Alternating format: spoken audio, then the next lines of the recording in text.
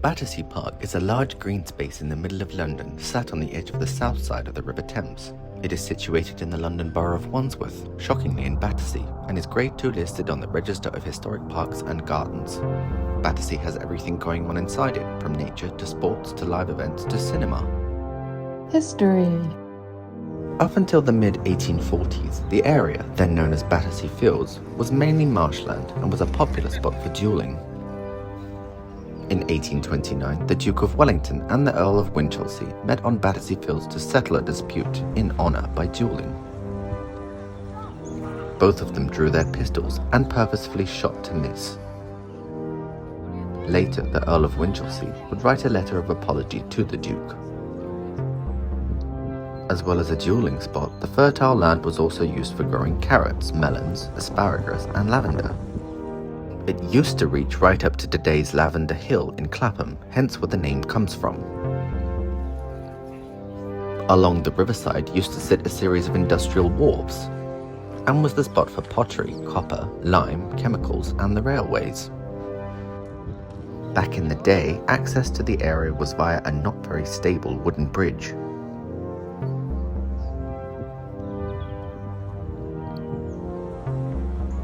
In the mid-1840s, a bill was submitted to Parliament to form a royal park on the site. The bill was submitted by a local vicar and Thomas Cubitt, the designer and builder for Pimlico just across the river. Make sure to check out the video on Pimlico.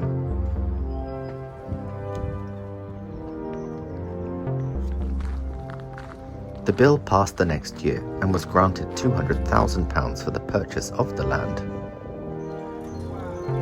Battersea Park opened in the late 1850s, and the remainder of the purchased land was used for housing. The same year, Chelsea Bridge was opened by Queen Victoria. The road running east of the park was officially named after Victoria, and linked to Queen's Road running a bit further. Both roads later merged and became Queenstown Road, which is what it is known as today. The road running along the south side was named after the Prince of Wales, also still known as that today. The Western Road was named after Queen Victoria's husband Albert, also known as that today.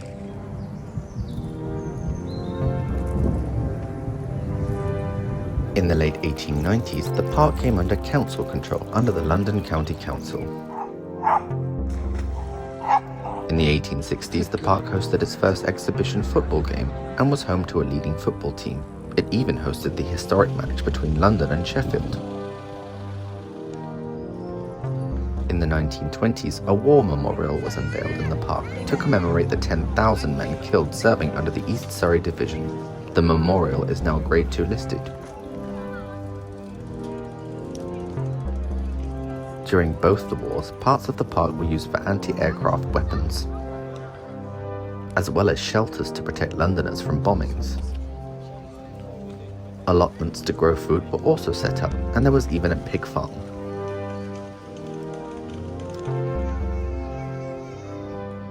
In the 1950s, the pleasure gardens were formed as part of the Festival of Britain,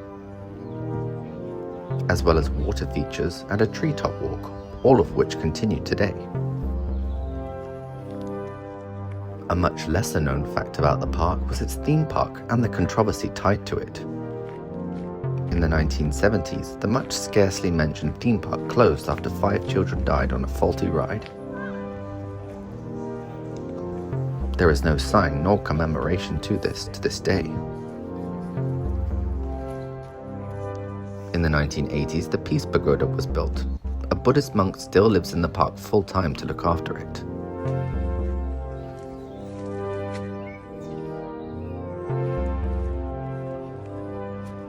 If you keep an eye out, you might see him walking through the park. In 2002, the park closed for 2 years to undergo an £11 million refurbishment. In 2004, it was reopened by the recently deceased Prince Charles.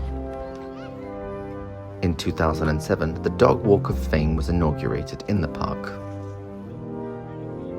In 2011, the then Mayor Boris Johnson opened the Winter Garden. The same year, a commemorative sculpture to the 9/11 attacks was also unveiled. In 2012, the park hosted the National Food Festival, complete with famous chefs, burlesque shows, city beaches, tents, and pop-up cinema.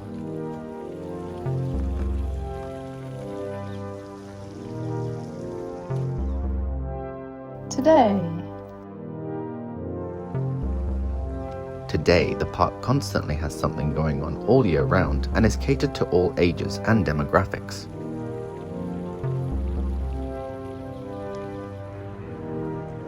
To name a few things in the park, you have the zoo, boating lake where you can rent a boat, a bandstand often with live performances, a whole series of outdoor sports courts and grounds, a gym, the pump house gallery, cricket greens where you can still see the local team playing at weekends, corporate event space, the Buddhist Pagoda, cafes and bars, an English garden, a tropical garden, a herb garden, a rose garden, treetop walks, kids' playgrounds, bike rental, a bowls ground, and the list goes on. The park also hosts a lot of seasonal events, including the Lunar Cinema, music festivals, dog shows, live theatre, mini marathons, real Christmas tree sales, New Year and Guy Fawkes fireworks displays, and so on.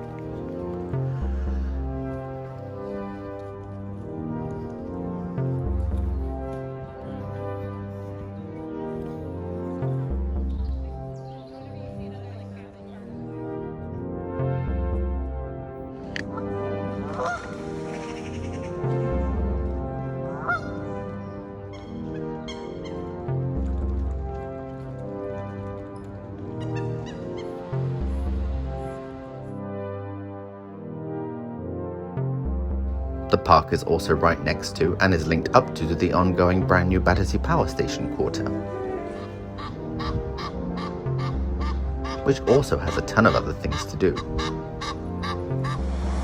The park is also home to interesting wildlife, not just the doggos, but you'll also spot a lot of squirrels, foxes, parrots, and waterfowl.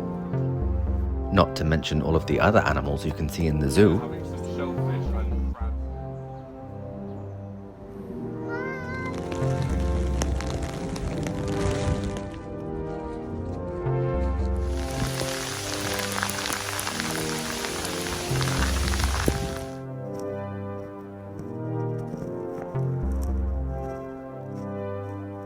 If you want to visit Battersea Park, entry is free and is open from early morning till late night.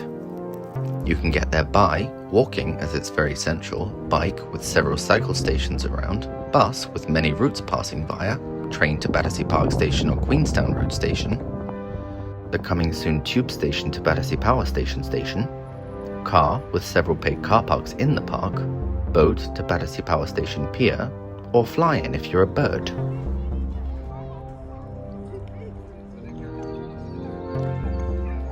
If you've enjoyed this video, why not check out this one, or even this one, or hit the red head to see the whole library.